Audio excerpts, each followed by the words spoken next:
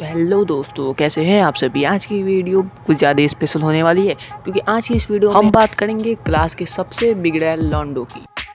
नहीं, हम इनकी बात नहीं करेंगे, हम बात करेंगे इन लॉन्डो की जिन्हें हम प्यार से बैक बेंचर्स कहते हैं। आओ शुरू करते हैं। तो हम सबसे पहले जानेंगे कि बैक बेंचर्स होते कौन हैं। ये मेरी और तुम्हारी तरह ही हरामी बच्चे होते हैं, पर ये हमसे एक लेवल ज़्यादा हरामी होते हैं। इसलिए क्लास में इनकी एक स्पेशल जगह पहले से ही बुक होती है, लास्ट बेंच, वो भी कोने वाली, जहाँ ये बैठकर सभी नए अध्यापक और अध्यापिकाओं को नए नाम प्रदान कर सके। अबे साले, कभी मेरा माफ करना, गुस्से में इधर उधर निकल जाता हूँ। ऐसे तो ये लौंडे अकेले नहीं होते, ये पूरे ग्रुप के साथ ऑपरेट करते हैं। दूसरे शब्दों में कहे तो ये एक साथ मिलकर किसी एक की गांड मारते हैं। इस ग्रुप में क्लास के सबसे ज़्यादा हरामी बच्चे शामिल होते हैं। इनमें से एक इनका लीडर भी होता है, जिसके कंधे पर 250 ग्राम का बोझ होता है। इन्हें क्लास में अशांति और बकचोदी की सालों से चली आ रही परंपरा को कायम रखना होता है। इनका ग्रुप पूरी स्कूल में रूल्स ब्रेक करने और किसी की मारने के लिए फेमस होता है। अब हम बात कर लेते हैं इस ग्रुप के सदस्यों के बारे में।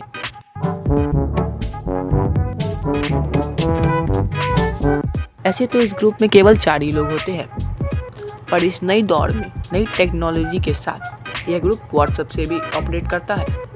लीडर की बात तो हो ही चुकी थी, अब हम बात करेंगे बाकी 3 लौंडों के बारे में। दूसरे नंबर पे आता है एक ऐसा लौंडा जो लीडर की चाट भी सकता है। ये इतना बड़ा थरकी होता है कि इसे दुनिया की हर गलत चीज़ का भरपूर ज्ञान होता है, जैसे किसने किसकी मारी, कौन सा टीचर 2 पैग लगा के आया है, किस लौंडे का किस लौंडिया के साथ चक्कर चल रहा है, कौन लेस्बियन है, समझ रहे हो? कौन आज सस्ते नशे फूक के आया है, लौड़ा लस। तीसरे नंबर पे आता है एक ऐसा लौंडा जो इस क्लास में नया आया हो। ये टीचरों से भिड़ने में, उनकी टांग खींचने में इतना बिजी होता है कि इसे कभी कभी ये भी पता नहीं चलता कि कभी ये अकेले ही क्लास को अपनी सीट पे उठा लेता है। फिर इसकी होती है पेरेंट्स कॉल।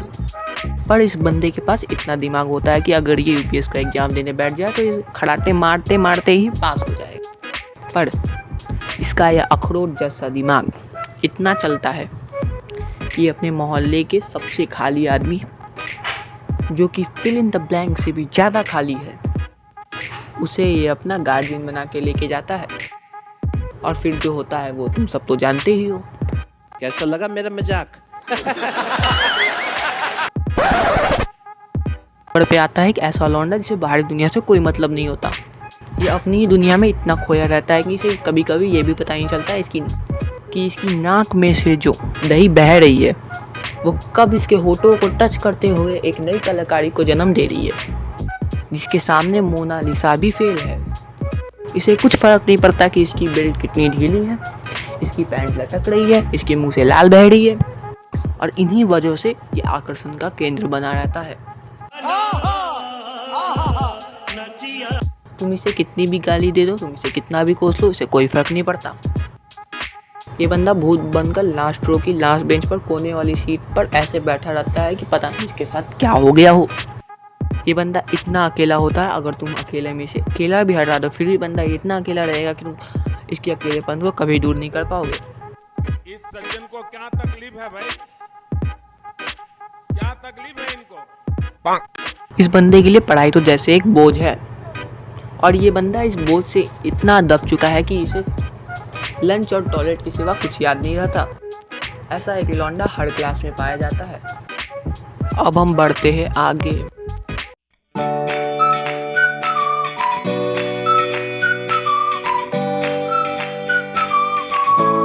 बैकबेंचर्स और टॉपर्स। ये जंग डायनासोर के ज़माने से भी पहले से चली आ रही है। इस जंग में जीत कभी बैकबेंचर्स की होती है तो कभी टॉपर्स की। बाकी जगहों की तरह इस जगह में भी डिस्क्रिमिनेशन कूट कूट के भरी है। ऐसे तो ये महाभारत तब छिड़ती है जब क्लास वैकेंट हो। मैं तुम्हें एक एग्जाम्पल से समझाता हूँ। जब कुछ पढ़ने वाले लौंडे क्लास में आराम से बैठकर टीचर का इंतजार कर रहे हो, तभी ये खुरपाती लौंडा खड़ा होकर ये बोले, सुरेश तेरी माँ की चू। इसके बाद शुरू होती है एक ऐसी लड़ाई जिसका अंत एग्जाम से पहले संभव ही नहीं है। फिर शुरू होती है जुत्तम जुत्ती, लत्तम लत्ती।